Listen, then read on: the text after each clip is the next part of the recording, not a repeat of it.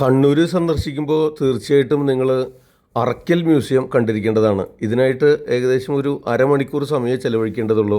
കണ്ണൂർ ടൗണിൽ തന്നെയാണ് ഇത് സ്ഥിതി ചെയ്യുന്നത്. കണ്ണൂർ നിങ്ങൾ എവിടെയാണ് സ്റ്റേ ചെയ്യുന്നതെങ്കിലും അവിടുന്ന് ഒരു ഓട്ടോ എടുത്താൽ പോലും ഇങ്ങോട്ട് ചേരാവുന്നതാണ്. കേരളത്തിൻ്റെ പരമ്പരാഗതമായിട്ടുള്ള ഒരു മുസ്ലിം തറവാട് വീടാണ് ഇത് അറക്കൽ മ്യൂസിയമായിട്ട് പ്രദർശിപ്പിച്ചിട്ടുള്ളത്.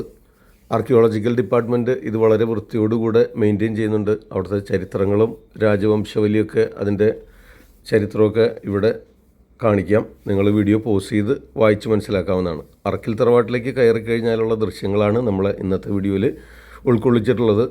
അവിടേക്ക് പ്രവേശിക്കുമ്പോൾ തന്നെ ചെറിയൊരു എൻട്രി ഫീ ഉണ്ട്. 25 രൂപ 30 രൂപ ആ നിരക്കിലുള്ള ചെറിയൊരു എൻട്രി ഫീ ആണ്.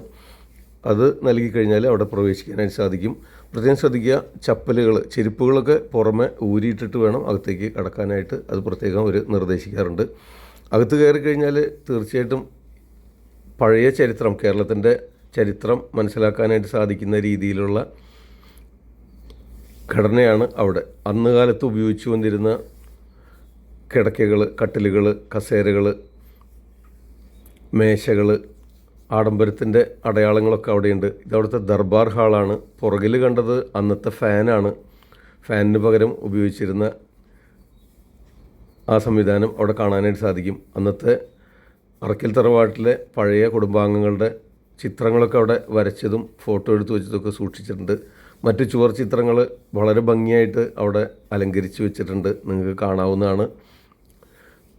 ക്യാമറ ഉപയോഗിച്ച് വീഡിയോ ഷൂട്ടിങ് നിയന്ത്രിച്ചിട്ടൊന്നുമില്ല. അതിനായിട്ട് ചെറിയ ഫീസ് അടയ്ക്കേണ്ടി വരുന്നു മാത്രം. ഇതാണ് ദർബാർ ഹാള്. ചർച്ചകളും മീറ്റിങ്ങുകളൊക്കെ ഇവിടെ വെച്ചാണ് നടത്തിയിരുന്നതെന്ന് നമുക്ക് മനസ്സിലാക്കാം.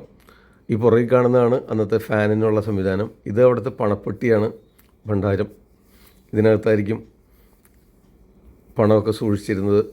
അതുപോലെ പലതരത്തിലുള്ള ആയുധങ്ങൾ, പാത്രങ്ങൾ, ഉരുളികൾ, കണ്ണാടകൾ, ഇരിപ്പിടങ്ങൾ ഒക്കെ അവിടെ വളരെ ഭംഗിയായിട്ട് പ്രദർശിപ്പിച്ചിട്ടുണ്ട്. അന്നത്തെ ഫോൺ ഇവിടെ കാണാം.